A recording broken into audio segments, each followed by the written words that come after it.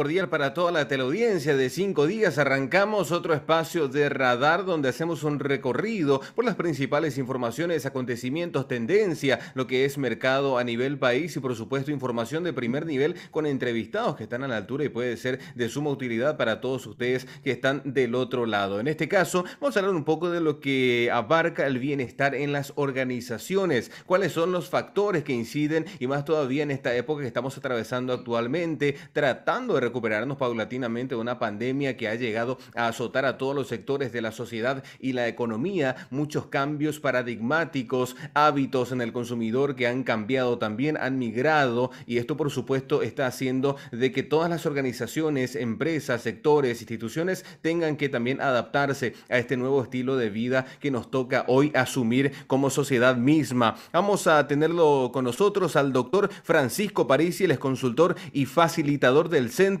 de Adiestramiento en Servicio para darnos un poco más de norte en este tema. Doctor, ¿cómo le va? Muy buenas tardes. Es un placer, David, de estar en contacto con la distinguida audiencia de 5 días y dentro de tu distinguido programa, muy escuchado y muy visto también. Doctor, queremos hablar un poco de esto, el bienestar en las organizaciones. Hoy estamos atravesando una etapa muy compleja en cuanto a lo que tiene que ver con el compromiso. Ha migrado mucho la incursión del home office, el hecho de que muchas personas tengan que trabajar más tiempo, hay más estrés, hay más presión inclusive para adaptarse a los cambios y a las tendencias del mercado. ¿Cómo se logra instalar un bienestar o cómo se logra de que todo esté en equilibrio dentro de una organización? Muy bien, muy interesante la reflexión que abrís en este tema. Nosotros hemos identificado el año pasado que el bienestar iba a ser uno de los factores tal vez más importantes en las organizaciones cuando comienza a darse los primeros casos fatales con relación al COVID-19 en el 2020. Y entonces nos propusimos abrir, es decir, hacer una investigación a profundidad sobre este tema porque en el CAES, en el Centro de Adiestramiento de Servicio, que pertenece a la Facultad de Ciencias Económicas de la UNA, este tema no es nuevo para el CAES, no fue nuevo, era simplemente ahondar más en profundización con relación a lo que podría eh, contribuir a las organizaciones desde la mirada nuestra. Entonces, comenzamos a construir webinar y en esa línea creo que entregué algo como 4 o 5 webinars el año pasado. Y este año abrimos con otros, con un siguiente que yo espero que continuemos y todo esto en una interacción de acceso gratuito para que la comunidad pueda también estar en contacto y pueda enterarse y, bueno, reflexionar al respecto y sacar sus propias conclusiones. El bienestar es un tema que comienza eh, a volverse interesante, sobre todo desde un punto de vista exploratorio, fines de los años 50 del siglo pasado. Hay dos situaciones muy interesantes. Una, la que nos relaciona directamente a nosotros, que tiene que ver con las investigaciones del profesor Enzo Spaltro en la Universidad de Bolonia. Este emérito profesor, recientemente fallecido en marzo de este año, también, qué notable, también realmente afectado por el COVID-19.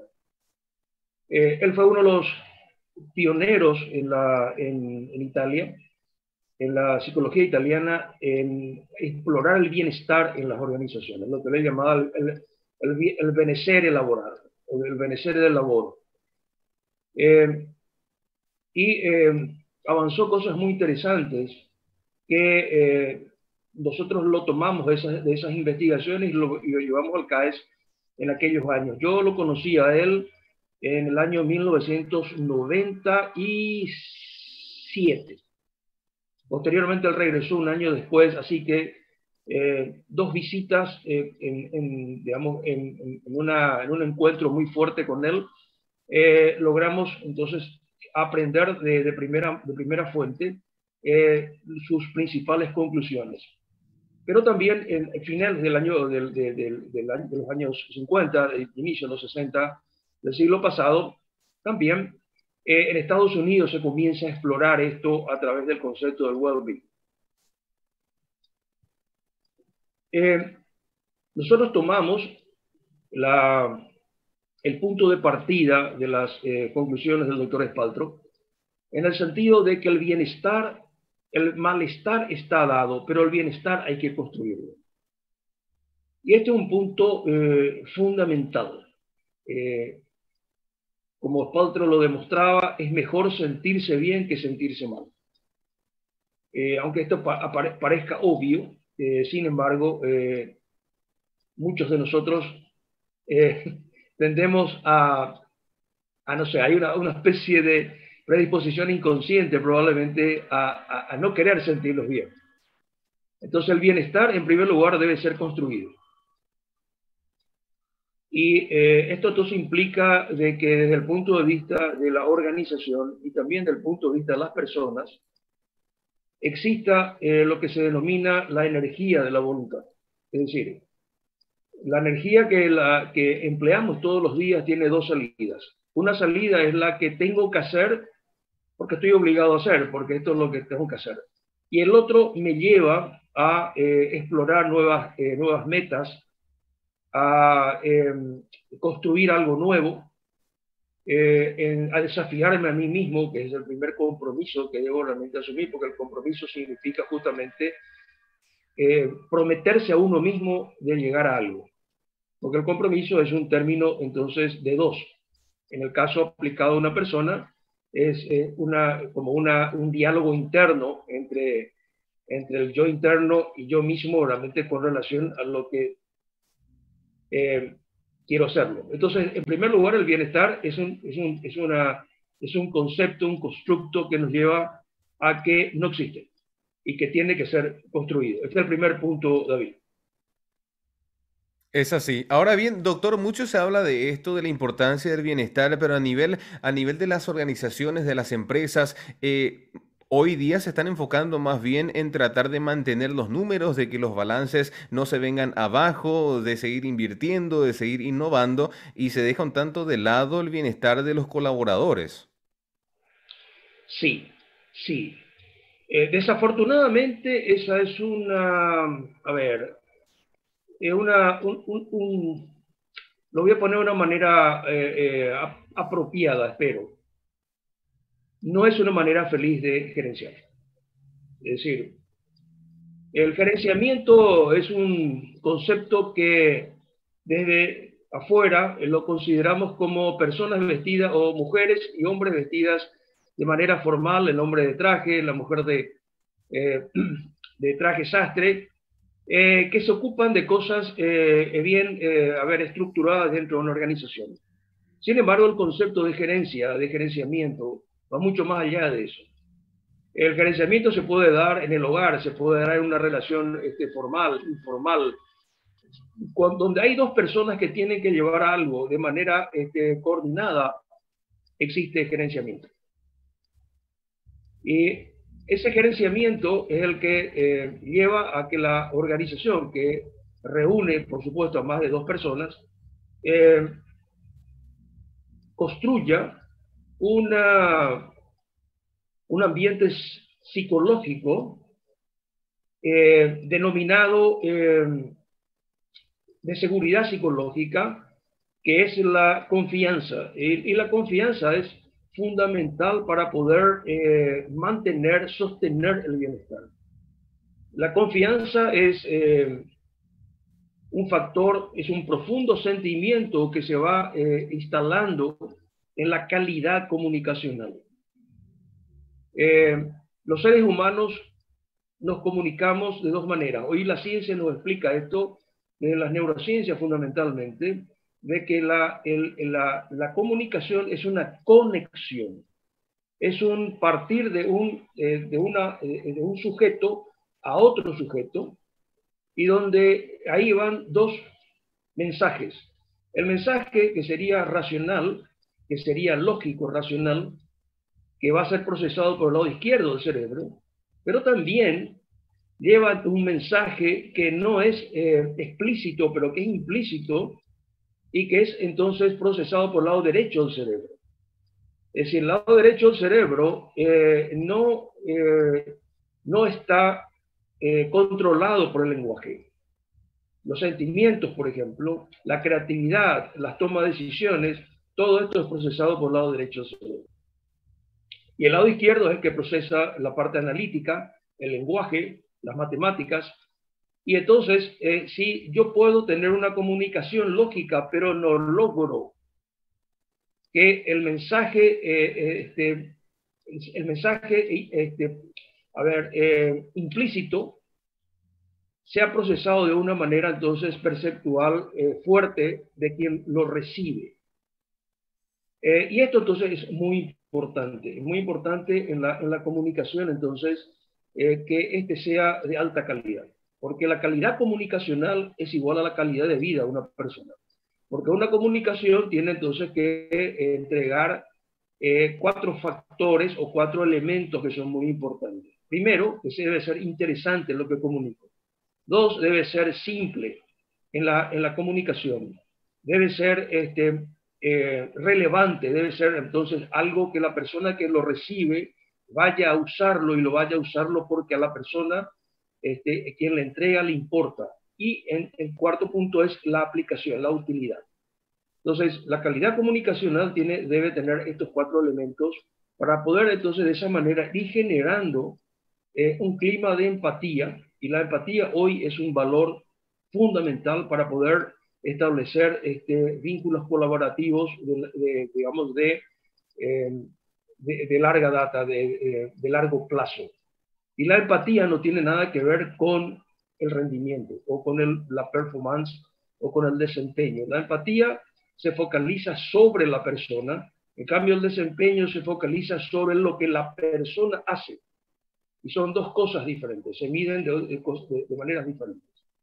Es así, una materia pendiente todavía a nivel país esto, doctor, porque muchas empresas, como decía hace un momento, se focalizan demasiado en los números, dejando de lado ese bienestar del colaborador. Yo creo que luego de esta pandemia que también nos ha obligado a cambiar nuestros mecanismos de trabajo, como esta propia entrevista que estamos teniendo ahora, también debe obligar Sí, a las instituciones a tener un cambio estructural y organizacional para adaptarse no solamente a lo que se viene a futuro, sino también a los mecanismos que sus colaboradores necesitan para trabajar más eficiente y cómodamente. claro, claro. El profesor Espaltro había encontrado, ya había descubierto a través de sus investigaciones, ya realmente fines de los años 60 del siglo pasado, entre fines de los 60 y 70 de la década siguiente, de que el labor, el trabajo, era mirado de la revolución industrial como, a ver, el que no trabaja no come. Y que se ha ido entonces transformando en un instrumento donde trabajar es bueno porque me siento bien. Pero ese sentirse bien no es un sentirse bien que viene, digamos, a ver, de una manera automática. Es cierto que hay personas que están más predispuestas que otros a ser más abiertos, optimistas, etcétera, pero en un clima organizacional esto debe ser construido. Y esto es lo que nos lleva entonces a lo que Spaltro muy bien lo definió, con que el malestar está dado, pero el bienestar debe ser construido. Por eso que importa muchísimo el liderazgo. Y el liderazgo que nosotros propulsamos en el CAES es el liderazgo basado en la confianza. Es decir, el liderazgo que lleva a construir redes de seguridad psicológica para que las personas puedan decir, bueno, cuando yo me equivoco, alguien me va a dar la mano, cuando me caigo, alguien me va a levantar, cuando me duermo, alguien va a dejar de dormir para cuidarme las espaldas. Y esto es realmente muy importante para que realmente aquella energía que necesitamos para construir pueda ser utilizado en un porcentaje mucho más grande de lo que se utiliza para cuidarnos de los otros. Cuando no hay confianza, entonces existe entonces un estado de profundo cinismo. Entonces tengo que cuidarme de los otros y mucha energía es gastada en ese proceso. Es así, categóricamente. Ahora, doctor, ¿cómo están trabajando desde el CAES? ¿Cuáles son los sistemas que están aplicando actualmente? Bueno, fundamentalmente los cursos y las aproximaciones con las organizaciones las estamos haciendo fundamentalmente a distancia y probablemente se vaya después a tomar otras decisiones, pero me parece que esa va a ser la tendencia al menos por un tiempo. Ujú. Es así, es importante. ¿Y cuál es el sistema que están aplicando actualmente, doctor? Ese asesoramiento, ¿cuáles más o menos, cuáles son los tips o cuáles son los tópicos que van desarrollando con las personas? Es decir, eh, en los en las distintas interacciones, lo que buscamos es que tanto los asesoramientos o consultorías o cursos estén dirigidas a la persona. Este es un punto fundamental. Nosotros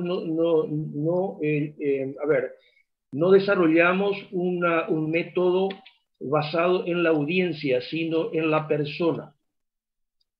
Y importa mucho lo que cada persona dentro de un curso cerrado o abierto pueda entregar para que entonces se pueda comenzar a enhebrar desde la experiencia nuevos conceptos y nuevos conocimientos que puedan ayudar desde la persona hacia la organización a mejorar, procesos, eh, recursos, conocimientos para poder mejorar los procesos correspondientes y así por delante.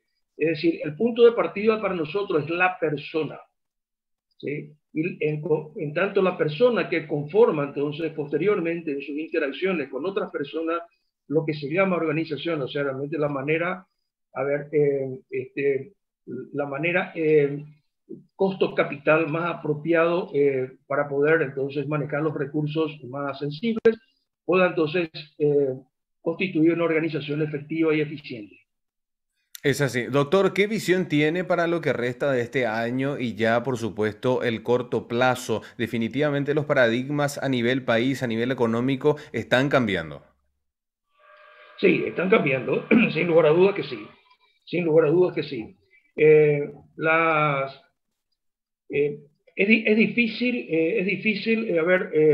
reaccionar de una manera automática con relación justamente a las situaciones en los cuales nunca hubo, una mirada a futuro. De hecho, no hay que olvidar que muy pocas organizaciones, por ejemplo, tienen planes de contingencia. Es decir, estoy hablando de la prepandemia.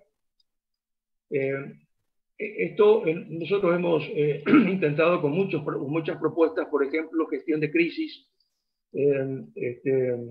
planeamientos de contingencias, etcétera, pero no ha sido posible, excepto en charlas y encuentros cortos, pero desde la experiencia del CAES no conocemos de qué organizaciones hayan implementado de manera satisfactoria, por ejemplo, planes de contingencias o manejo de crisis.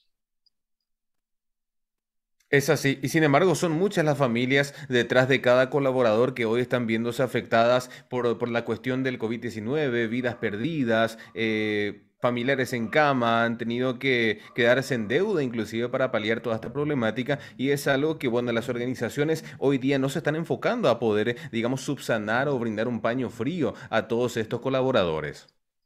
Sí, tal cual, tal cual. Por eso las organizaciones que tienen a las personas como parte de esa riqueza de talento y de energía renovable, porque el ser humano puede renovarlo, y por eso las organizaciones exitosas en realidad ponen a las personas en primer lugar y a los números en segundo lugar. Porque con las personas uno puede volver a levantarse, porque las personas son las que tenemos la capacidad de recuperarnos, lo que se denomina resiliencia. Esa capacidad de recuperarnos de las situaciones difíciles hace entonces de que en colaboración y de una manera entonces de interacción positiva pueda volver entonces a recuperar la organización como un todo. Pero, a ver, despedir simplemente, hacer sin esfuerzos, hace entonces que la organización quede en una posición débil, porque quienes quedan dicen, bueno, a mí, ¿cuándo me va a tocar?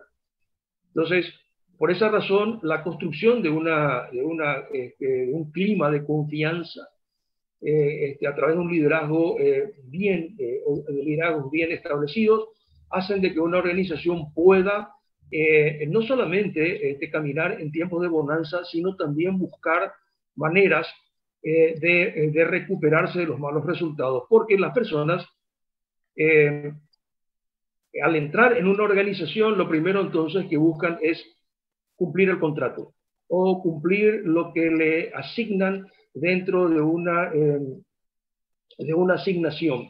Pero liderazgo, la construcción de confianza va más allá del contrato. Es una dación, y para que el ser humano pueda entregar esa dación, tiene entonces que superar lo que se denomina su situación primaria, o lo que también algunos sociólogos lo denominan la ley de la autopreservación. Es decir, el de poder focalizarnos sobre el otro, hace falta entonces condiciones para que las personas puedan sentirse de que así como yo me dedico al otro, el otro se dedica a mí. En este sentido hay hay historias, y que esto lo cuento, lo digo, mejor lo describo en los cursos, y es con relación a los Navy SEAL. Los Navy SEAL son grupos de élite de los marines norteamericanos, y paradójicamente entrar a los Navy SEAL es muy difícil, pero no es difícil en el sentido de que uno debe tener las mejores calificaciones, o venir de las mejores universidades, o ser más inteligente, el más fuerte, el más astuto. No. Entran los Navy SEAL aquellos que están dispuestos a dar su vida por el otro. Y en esta línea hay muchas historias, y cuando se les pregunta a los marines, ¿por qué darías tu vida por el otro? Simplemente porque el otro también lo haría. Entonces, a ver, ahí ellos establecen acá lo tengo realmente en diapositiva, pero no puedo pasarlo por razones técnicas, pero ellos construyeron un diagrama muy interesante, donde ponen como eje vertical al desempeño, y como eje horizontal a la confianza. Y dividen en cuatro cuadrantes. Por supuesto, en el cuadrante inferior izquierdo, personas que tienen bajo desempeño, pero también generan bajísima confianza o nada, eso evidentemente no son elegibles. Pero tampoco, si esto lo aplicamos en nuestras organizaciones, tampoco no serían elegibles. En el cuadrante superior izquierdo existen personas que tienen mucho desempeño, alto desempeño, pero no son o no generan confianza. Y los Navy SEAL a este tipo de personas le llaman líderes tóxicos. Entonces yo nos preguntamos del CAES, ¿cuántas organizaciones tienen líderes tóxicos? Porque personas de altísimo desempeño, pero que no generan confianza, hay disponibles en todas partes. En todas partes. En el cuadrante superior derecho, por supuesto, están aquellas personas con quien quisiéramos trabajar, que tienen alto desempeño, pero también generan alta confianza. Y algo interesante acá en la experiencia de los Navy SEAL. En el cuadrante inferior derecho, hay personas que no tienen un desempeño muy alto, pero que generan alta confianza. Y ellos son preferibles a los líderes tóxicos. Entonces, se demuestra de que una organización que genera condiciones de confianza a través de una comunicación de altísima calidad puede llevar a que las personas puedan llevar a cabo en ese clima cosas extraordinarias, probablemente, que no serían capaces de hacerlo en condiciones contrarias. Y esto yo creo que los líderes organizacionales deberían comenzar a trabajar o a tomarlo con seriedad para poder entonces sostener su organización o sus organizaciones en una línea de sostenibilidad y de desarrollo o de crecimiento. Es así, demasiado clave lo que acaba de mencionar, doctor. Estoy más que seguro que la teleaudiencia, que el empresario que nos está viendo del otro lado lo va a tomar porque es muy valioso lo que acaba de compartir con nosotros, más todavía para el punto de vista, para la percepción de los líderes empresarios bancarios que también nos acompañan día tras día. Doctor, por cuestiones de tiempo, lastimosamente, hay varias preguntas que tengo que dejarlas en el tintero, pero queremos agradecerle por este tiempo, muy amena la charla, desearle muchos éxitos y como yo siempre digo, esperando que no sea la última entrevista. Muchas gracias, David. Éxitos para vos. Tu programa es un programa muy útil y que permite justamente estos espacios de reflexión que llevan a que las personas que van a tomar las últimas decisiones puedan hacerlo de la manera, a ver, más constructiva y positiva posible. Y sin lugar a dudas, muchas gracias por esta oportunidad. Gracias, doctor. Un gran saludo. Gracias. Bien, de esta manera, señora, señor, vamos llegando al final de un programa más de Radar, donde día tras día conversamos con los principales referentes, analizamos las tendencias, vemos cuál es la realidad en el mercado, no solamente económico, sino social y a nivel país, tanto privado como público, para que al fin y al cabo usted del otro lado tenga herramientas y conocimiento de lo que está aconteciendo en el Paraguay. Con esto llegamos al final, tenemos que despedirnos, pero será hasta mañana con más noticias y más información aquí por las pantallas de 5 Días TV. Chao.